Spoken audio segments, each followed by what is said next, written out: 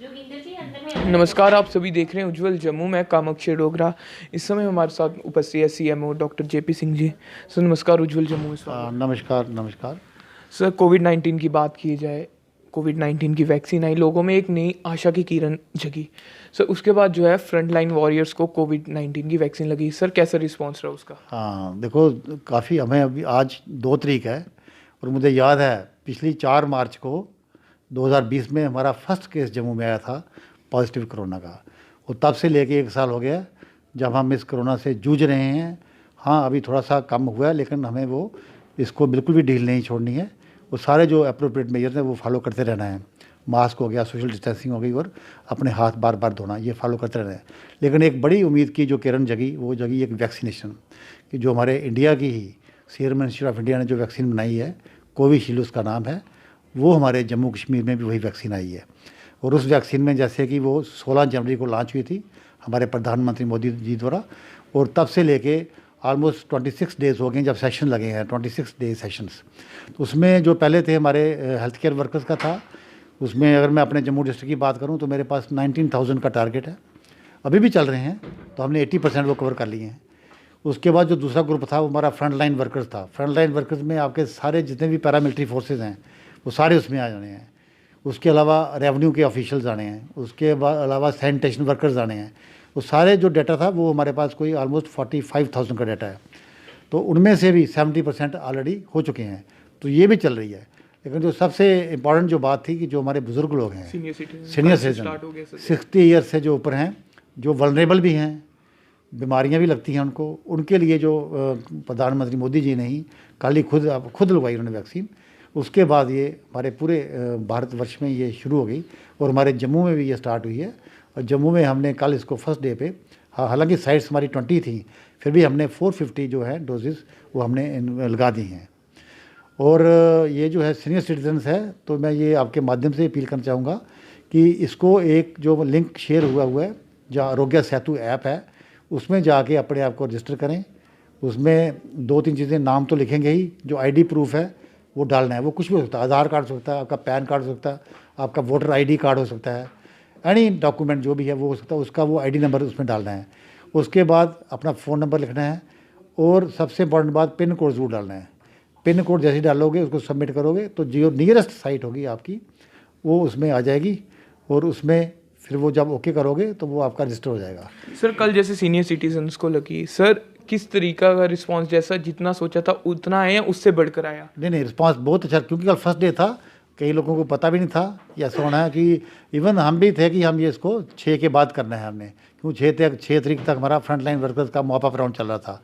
तो लेकिन जैसे ही हमें डायरेक्शन आई कि नहीं आज से इसको स्टार्ट करना है, तो इसलिए लोगों में बड़ा ही उत्साह है। वो काफ़ी देर से वेट कर रहे थे, क्योंकि वो देख चुके हैं न्यूज़पेपर में भी, टीवी में भी, और क्योंकि हेल्थ केयर वर्कर्स को, इनको काफ़ी लोगों को लग गई है। हमारे कम से कम भी अब 2.5 लाख लोग तो लग ही है हमारे जम्मू कश्मीर की बात करूँ तो। कोई भी इसमें ऐसा कोई साइड इफ़ेक्ट या कोई एडवर्स इफेक्ट कोई नहीं आया।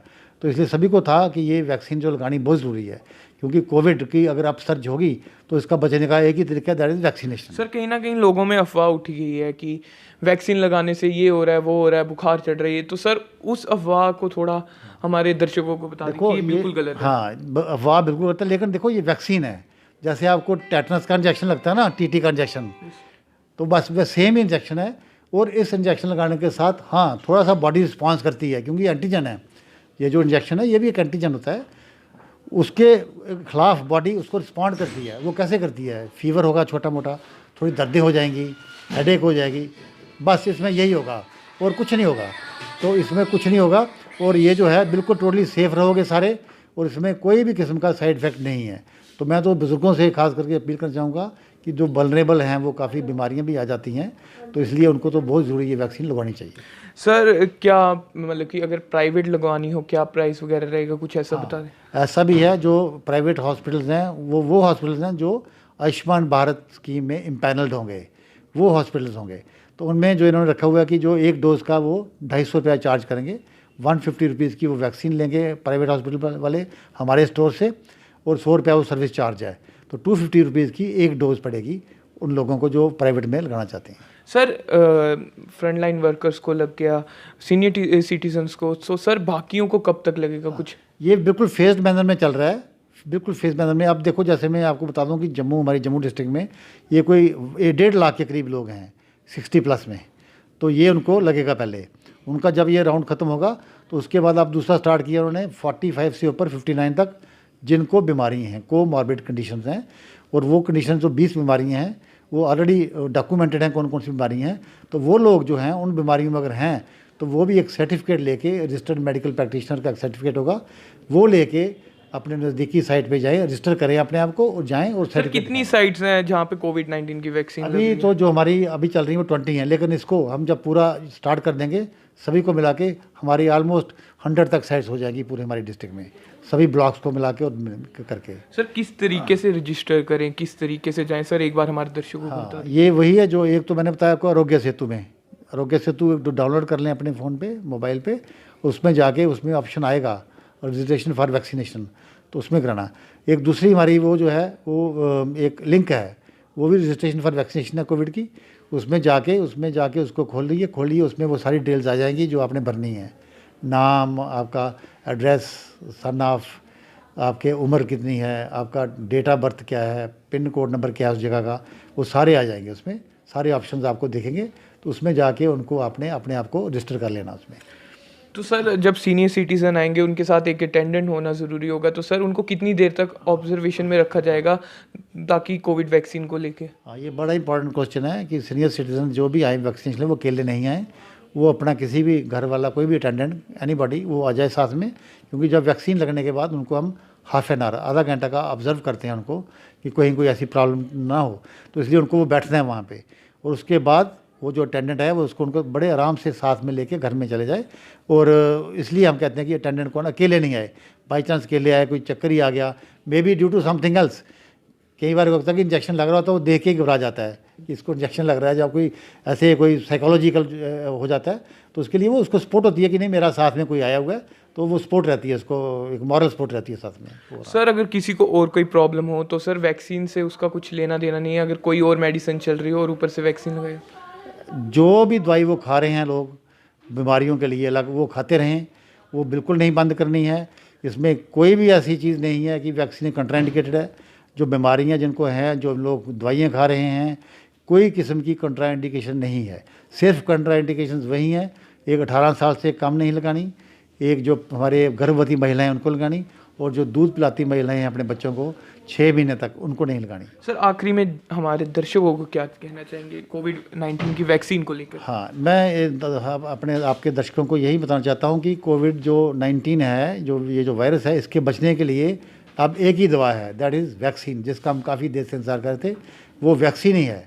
तो वैक्सीन जो है अपनी अपनी टर्न पे आके आराम से, कोई इसमें वो नहीं करनी कि हम अभी जल्दी लगवा लें, ऐसी कोई बात नहीं है।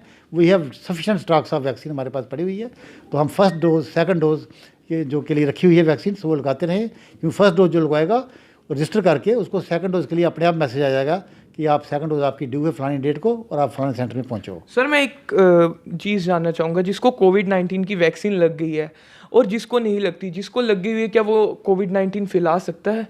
हाँ, मेरी बात सुनो, जो वैक्सीन है इसकी 2 डोजेज़ हैं।